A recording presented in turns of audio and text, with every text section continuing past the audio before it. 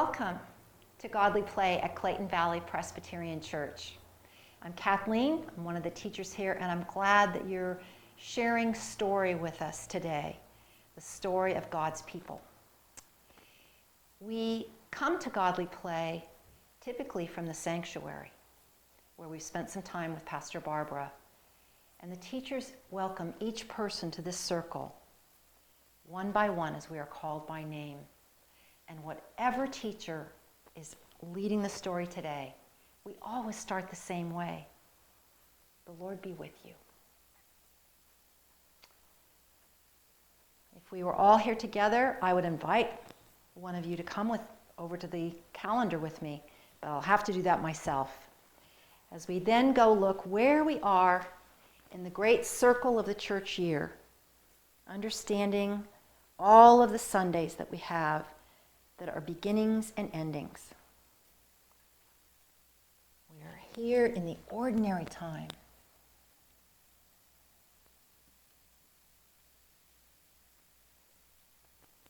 Just about halfway through, maybe a little more of our ordinary time. The longest season of our church year. After we know where we are in the church calendar, time for us to get ready to come close to the story today. When we're sitting at the circle, sometimes we pray the prayer of the 3 deep breaths. Make our bodies still and hands still. We're quiet so we can hear the story and what's in that story for us today. Now, every basket and box and tray in this room is a story.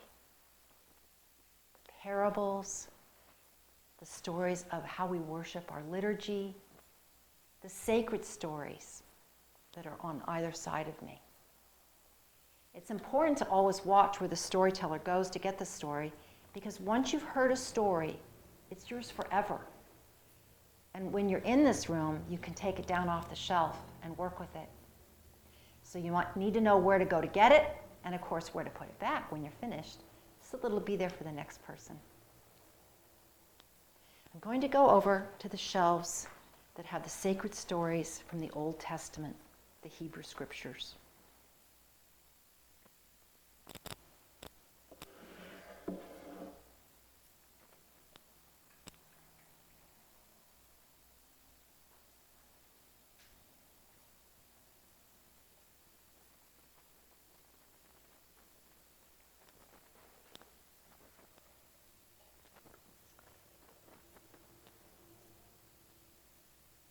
Beautiful green. Color of ordinary time. It's the color of spring, isn't it? When things are green and growing. And it feels like creation is new.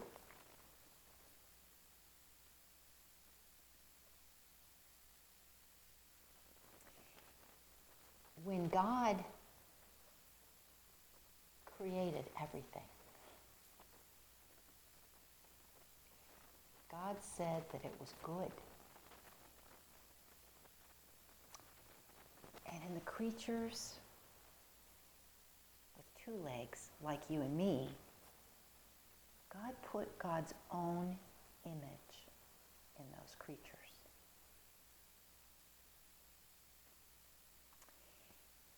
In the middle of creation was a wonderful garden.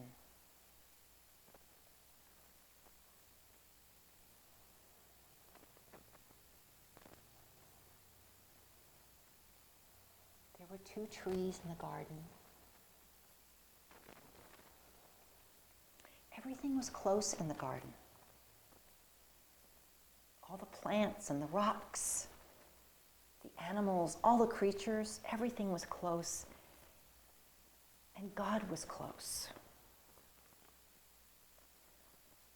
The people were close too.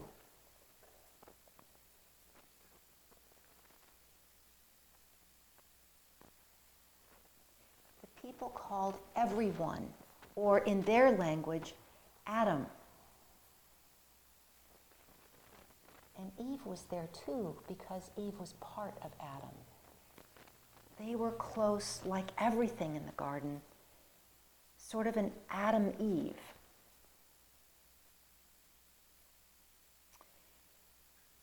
The trees in the garden had trees with differences. There was the tree of forever and the tree of differences. And God told Adam and Eve not to eat from the tree of differences, only from the tree of forever.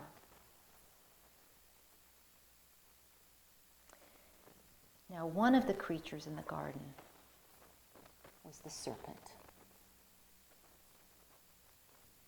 And the serpent was the wiliest of the creatures.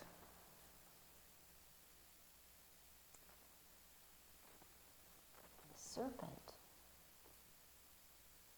told Adam and Eve that they should eat from the tree of differences. They should be curious. They should know. And so, Adam and Eve did go to the tree of differences and eat there. And it changed everything.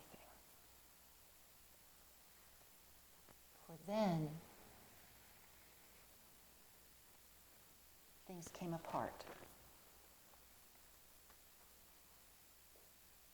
What had been close and together was now different. And Adam and Eve knew it.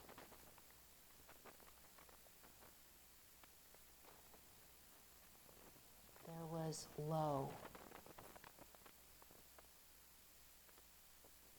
and high, of course.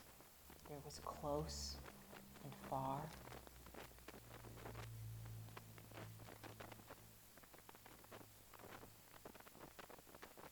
They began to know good and evil that they had not known before. And in fact, there was no longer Adam and Eve. For they were apart now too.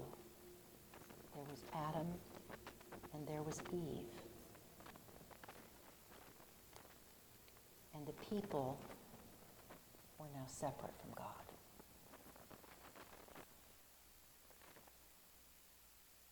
When they knew of the differences, everything came apart.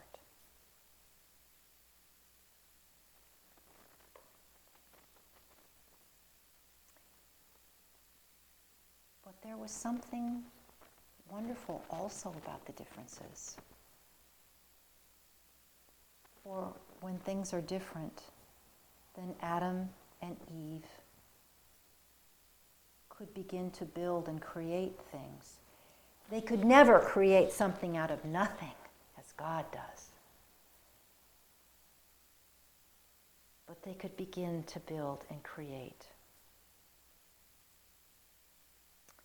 They could not do it in the garden. God sent them out of the garden.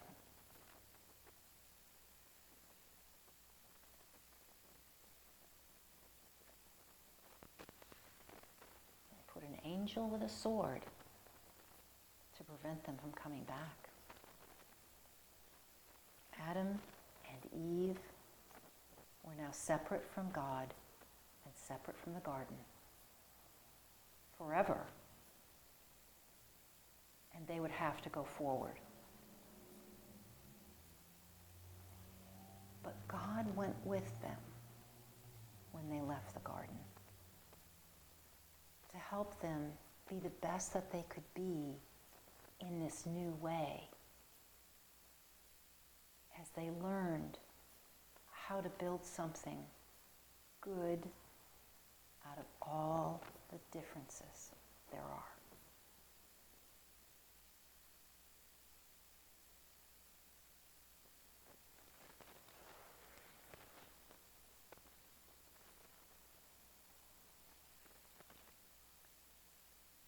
I wonder if there's a part of this story. I wonder if there's a part of the story that reminds you of any other stories. I wonder if there's a part of this story that surprises you.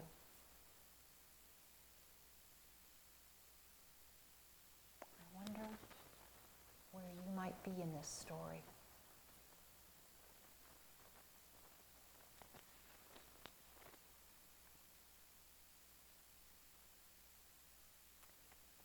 I wonder if there's a part of the story that you like a lot. And I wonder if there's a part of the story that you think is important enough for everyone to hear. I wonder if there's part of this story that you wonder about.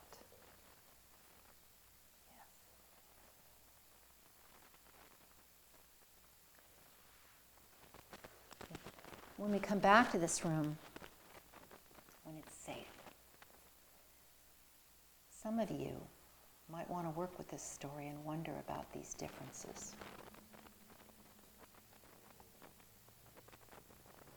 One of the ways that story is ours forever is when we tell it for ourselves. And I know some of you especially like to work with the story. But others of you like to make the story your own in a different way. And so we have art materials and craft materials on the shelf. Or some of you may want to paint or draw this garden and what happened there. Or perhaps use clay or some of the other materials to help tell that story for you and for others. Some of the art we have on the walls in this room were made by people telling a story for themselves.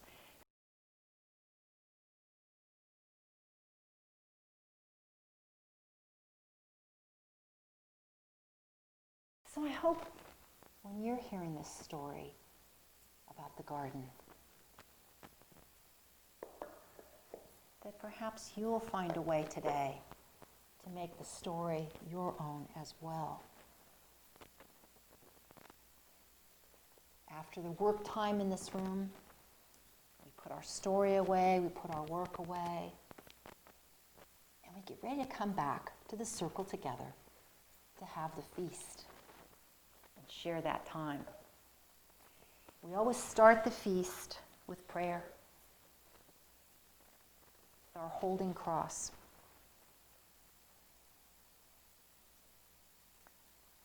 The holding cross is a way that helps us really feel that prayer inside of us.